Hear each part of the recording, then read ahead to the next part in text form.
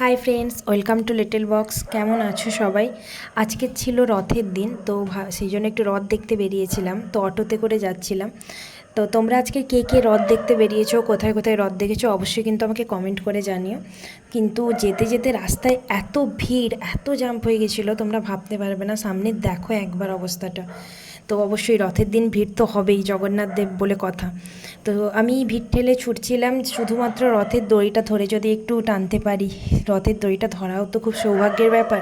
তো সেই জন্য গেছিলাম, অবশেষে কিন্তু আমি ধরতে পেরেছিলাম। তো ওখানে রথের দড়িটা ধরে খুব ভালো লাগছিল জানো তো, সামনে থেকে।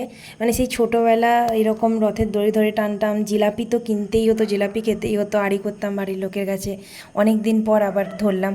তো এরপরে ঢুকে গেছিলাম একটা রেস্টুরেন্টে। এই রেস্টুরেন্টে চাইনিজ খাবারগুলো খুব ভালো করে শুনেছিলাম। তো সেই জন্যই গিয়েই আমি ফার্স্টেই নুডলস অর্ডার করেছিলাম। তো সত্যিই দাম অনুপাতে মানে কোয়ান্টিটিও খুব ভালো ছিল, কোয়ালিটিও খুব ভালো ছিল, টেস্টও খুব ভালো ছিল। তো মোটামুটি 60 টাকা নিয়েছিল, কিন্তু খেতে খুবই ভালো ছিল। তো এখান থেকে খেয়ে নুডলস খেয়েই খুব গরম লাগছিল, তো একটা ঠান্ডা নিয়ে নিলাম। তো আমার না মাজা খুব ফেভারিট। কার কার মাজা খেতে ভালো লাগে অবশ্যই জানিও কিন্তু। তো আমার মাজা, ফ্রুটি এই ধরনের ড্রিঙ্কসগুলো খুব ফেভারিট। তো মাজা নিয়ে তারপরে মিষ্টি খেয়ে চলে এলাম। বাই।